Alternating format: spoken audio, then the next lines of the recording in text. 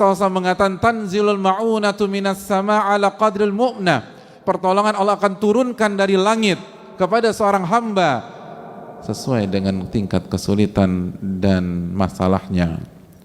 Oleh karena itu ma'asyiral muslimin yang Allah muliakan, apabila masalah yang kita alami bisa kita deskripsikan dengan angka, lalu keluar angka 70%, maka pertolongan pasti 70%. Apabila masalah yang kita hadapi hari-hari ini 80%, maka pertolongan akan datang 80%. Pertolongan tidak akan datang 79,009% atau 79,9%, lalu 1% ketinggalan atau 0,1% ketinggalan. Karena itulah ma'asyiral muslimin yang Allah muliakan, ketika sedang terkena musibah, ketika terkena masalah dan ujian, maka kita harus benar-benar mencamkan bahwa ujian dan pertolongan berjalan paralel, ujian dan pertolongan berjalan bersamaan, bersama garis lurus.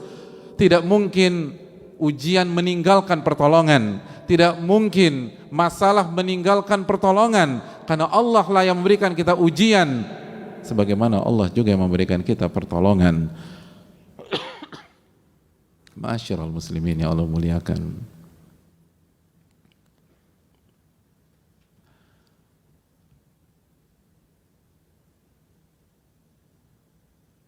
intinya adalah kemana iman terhadap hadis ini, kemana keyakinan kita. Karena hadis ini hanya untuk orang-orang yang percaya kepada Allah dan Rasul-Nya. Hadis ini hanya untuk orang-orang yang punya keyakinan kepada Rabb-Nya. Allah Subhanahu wa taala berfirman dalam hadis qudsi, "Ana 'inda dhanni 'abdi bi, in khairan fa khairun wa in syarran fa syarr." Aku tergantung prasangka hambaku terhadap diriku. Aku tergantung keyakinan hambaku terhadap diriku. Kalau keyakinan dan prasangkanya baik, maka akan baik yang akan terjadi. Apabila kita yakin pertolongan itu akan datang, maka Allah akan datangkan pertolongan.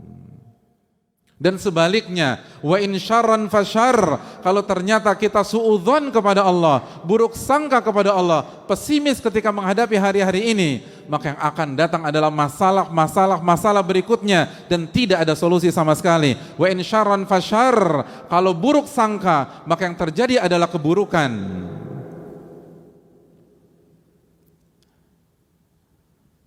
Ma'asyiral muslimin yang Allah muliakan, pertolongan itu datang sesuai dengan tingkat kesulitan. Tapi siapa yang mau kembali kepada Rabbul Alamin? Siapa yang bersegera sujud kepada Allah Subhanahu wa taala?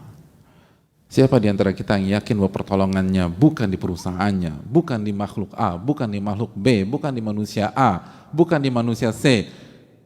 Wa fis sama'i rizqukum wa ma tu'adun, dan di atas langitlah rizki kalian dan apa yang dijanjikan untuk kalian, kata Allah Subhanahu wa taala. Siapa di antara kita yang ketika ada masalah langsung mengingat Rabbul Alamin? Begitu ada masalah, yang dia ingat adalah bukan masalahnya tapi pertolongan Allah Subhanahu wa taala. Siapa di antara kita yang langsung mengambil air wudhu lalu sujud 2 rakaat karena dia yakin kepada firman Allah Subhanahu wa taala, wasta'inu bis sabri was shalah, minta pertolongan kepada Allah dengan sabar dan salat.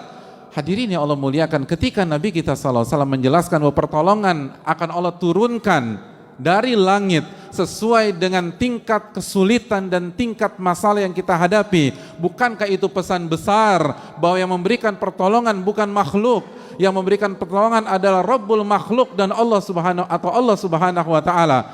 Lalu kemana kita dalam konsep ini? Kenapa yang ada di benak kita adalah hubungi si A, hubungi si B, pergi ke sana dan pergi ke sini. Seluruh arah kita tuju kecuali arah kepada Rabbul Alamin Subhanahu wa taala.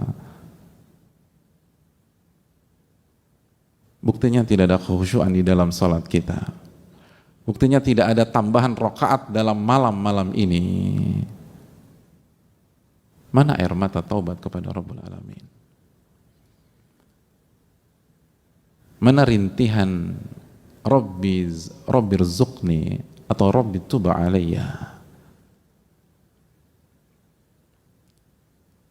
pertolongan datang dari Allah, maka mintalah kepada Rabbul Alamin. Perbanyaklah ibadah, perbanyaklah istighfar, perbanyaklah taubat. Pertolongan datang dari langit, jamaah. Bukan dari teman atau kolega atau klien kita yang kaya raya tersebut. Pertolongan datang dari yang punya alam semesta. Maka kenapa konsentrasi kita fokus pada perusahaan kita? Apakah saya di layoff atau tidak? Itu yang bikin kita rusak. Karena kita salah meminta pertolongan. Karena kita meminta pertolongan kepada pihak yang tidak bisa kasih kita pertolongan. Urus diri dia sendiri saja, sibuk dan ribetnya minta ampun dalam kondisi pandemi seperti ini. Lalu kita ngemis-ngemis kepada orang-orang itu. Dan di waktu yang sama kita lupa mengemis kepada Rabbul Alamin. Walillahi mulkus samawati wal ard. Dan milik Allah lah kerajaan langit dan bumi. Kemana ayat itu di dalam hati kita?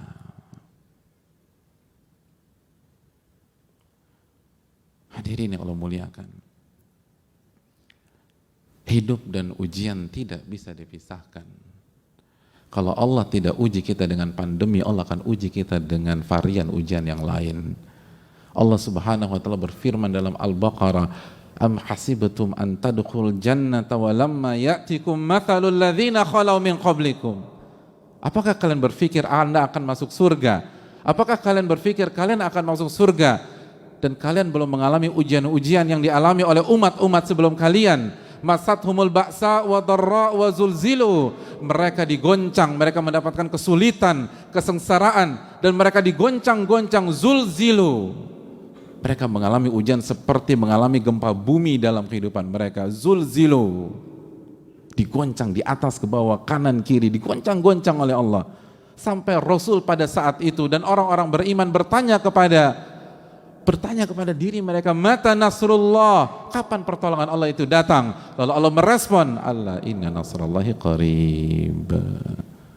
Ketahuilah pertolongan Allah itu dekat. Pertolongan Allah itu dekat. Namun kita terburu-buru. Nabi SAW mengatakan, walakinnakum qaumun tasta'jilun. Nabi SAW bersabda, tapi kalian adalah kaum yang selalu ingin terburu-buru. Ibadah nggak ditingkatkan, tapi ingin keluar dari masalah tersebut. Para ulama mengatakan, Anda ingin sukses, tapi Anda tidak melewati dan menapaki jalan kesuksesan. Inna safinata lam tajri alal yabas. Perahu itu tidak berjalan di atas daratan. Pertolongan datang dari Allah. Itu sabda Nabi kita SAW jika kita masih percaya dengan Nabi kita. Itu sabda Nabi kita SAW yang Allah firmankan dalam surat An-Najm ayat 3, wa ma yantiqu 'anil hawa in huwa illa wahyun yuha. Nabi tidak berbicara dengan hawa nafsunya, tapi wahyu yang Allah wahyukan kepada beliau.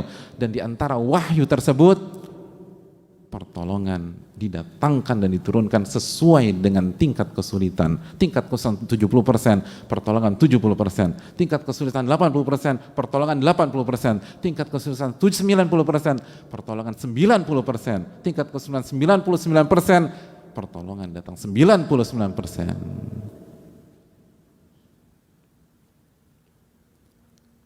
Fa'tabiru ya ulil albab. Maka ambil pelajaran bagi orang-orang yang mampu berpikir jernih.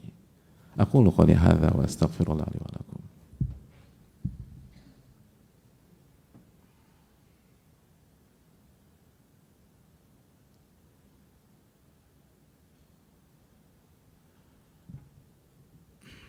Alhamdulillahi hamdan katsiran thayyiban mubarakan fihi. Kama yuhibbu Rabbuna wa yarda, wa salatu wassalamu ala nabina Muhammadin wa ala alihi wa sahbihi ajma'in. Ma'asyiral muslimin yang Allah muliakan. Hadis di atas belum selesai. Hadis di atas belum berakhir.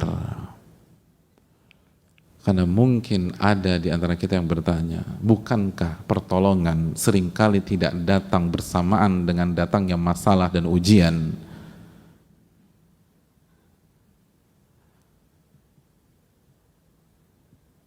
Dan itu yang saya alami sendiri. Ma'asyiral muslimin, Nabi SAW melanjutkan hadisnya dengan mengatakan, wa anna sabra ya'til abda ala qadril musibah. Dan kesabaran Allah datangkan kepada seorang hamba sesuai dengan beratnya musibah. Betul, masalah datang di bulan Januari misalnya, atau di bulan Februari, atau di bulan Maret, lalu sampai sekarang pertolongan yang clear itu belum terlihat. Tapi Allah memberikan solusi, Allah berikan kesabaran yang membuat kita bisa menjalani hari-hari berat tersebut sampai benar-benar semuanya diselesaikan oleh Allah Subhanahu wa taala. Dan kesabaran yang Allah berikan sesuai dengan beratnya musibah yang kita rasakan. Kesabaran yang Allah berikan sesuai dengan rasa sakit yang kita rasakan. Kesabaran yang Allah berikan sesuai dengan kekuatan yang kita butuhkan. Wa anna sabara ya'til abda ala qadril musibah. Sabar akan didatangkan kepada hamba sesuai dengan beratnya musibah. Ini menunjukkan bahwa tidak ada alasan dan tidak ada pintu masuk untuk pesimistis. Tidak ada alasan dan tidak ada pintu masuk untuk lemah, untuk galau, untuk putus asa. Karena semua diberikan oleh Allah Subhanahu wa taala. Dan diberikan, bahasanya itu dikasih, datang dari langit. Maka tidak ada alasan untuk tidak pede dengan diri kita sendiri. Tidak ada alasan mengatakan saya nggak mampu, saya nggak sanggup. Betul, siapa yang sanggup di antara kita? Sedangkan Allah berfirman dalam surat An-Nisa ayat 28, wa khuliqal insanu dha'ifa. Manusia diciptakan dalam kondisi lemah.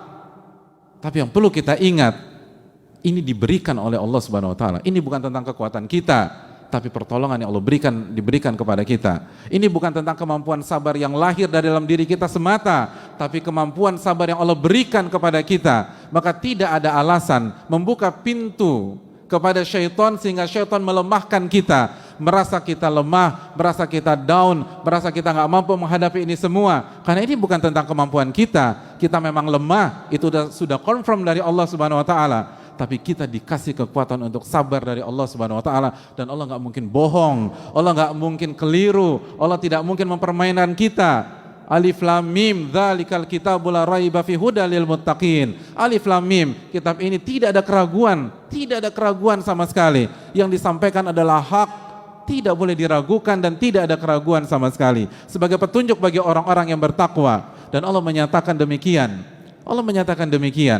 Bahwa kesabaran akan didatangkan sesuai dengan beratnya musibah. Artinya tidak ada alasan untuk pesimis seberat apapun masalah yang kita hadapi.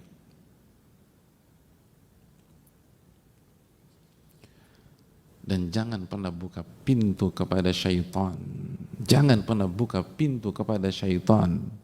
Karena seluruh pesimisme itu datang dari syaitan. Allah berfirman tentang syaitan di dalam Al-Baqarah ayat 268. Asy-syaitanu ya'idukumul faqra wa ya'murukum bil fahsya. Syaitan selalu menjanjikan kalian kefakiran dan terus kefakiran. Lalu dia akan mengajak Anda melakukan kekejian. Semua pesimis, semua kelemahan, semua keputusasaan itu datang dari syaitan. Makanya ketika salah satu ulama terbaik dunia pada hari ini, Syekh Muhammad bin Muhammad Mukhtar Shinkiti, ditanya tentang masalah ini, beliau katakan seluruh pesimisme, seluruh rasa lemah, seluruh ketidakpercayaan diri, seluruh pertanyaan dalam diri kita, bisakah saya melampaui ini semua? Bisakah saya menghadapi ini semua? Itu dari syaitan.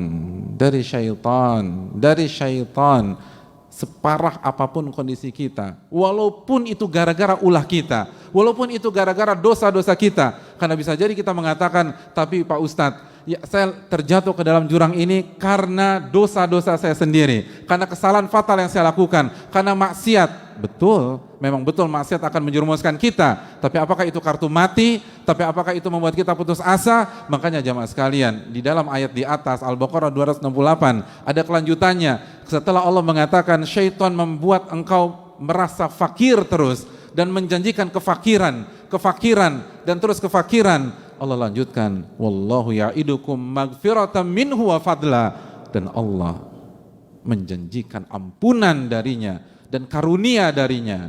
Itu menunjukkan kalaupun kita dapat masalah karena kesalahan kita sendiri, jangan pernah putus asa, jangan pernah pesimis, karena Allah menawarkan ampunan buat kalian. Yang menawarkan pintu buntu atau jalan buntu hanya syaitan. Hanya syaitan, dan Rabb kita mengatakan hanya syaitan. Rabb kita menawarkan ampunan dan karunia. Maka jalan mana yang akan kita pilih? Mana ucapan mana yang kita percaya? Bisikan-bisikan mana yang kita ikuti? Oleh karena itu jamaah sekalian, fa inna ma'al usri yusra, inna ma'al usri yusra. Sesungguhnya bersama kesulitan ada kemudahan, bersama kesulitan ada kemudahan. Dan Allah juga katakan dalam surat Talaq, wa yaj'al ba'da usri yusra, wa yaj'alallahu ba'da usri yusra. Dan Allah jadikan setelah kesulitan kemudahan. Oleh karena itu, marilah kita meyakini sabda Nabi kita sallallahu alaihi wasallam dan tanamkan optimisme di dalam diri kita. Nabi SAW mengatakan, yu'jibunil fa'lu, aku sangat kagum dengan optimisme. Umat Rasul sallallahu alaihi wasallam adalah umat yang penuh rasa optimis karena nabinya senang dengan optimisme. Dan beratnya ujian bukankah tanda cintanya Allah kepada kita? Bukankah cintanya Allah kepada kita ditunjukkan dengan Allah menguji kita? Innallaha idza ahabba qauman ibtalahum. Allah itu kalau cinta kepada seorang hamba atau sebuah kaum, Allah akan uji kaum dan hamba tersebut. Oleh karena itu, semangatlah, optimislah, dan kembalilah kepada Allah Subhanahu wa taala, karena pertolongan datang darinya, bukan dari makhluk. Dan hendaknya kita perbaiki sholat kita, puasa kita, zikir kita, doa-doa kita, dan jaga hubungan kita dengan Allah, dan katakan tidak pada maksiat walaupun kondisi memang tidak mudah dan cukup sulit, karena sekali lagi maksiat yang akan menghancurkan kebahagiaan.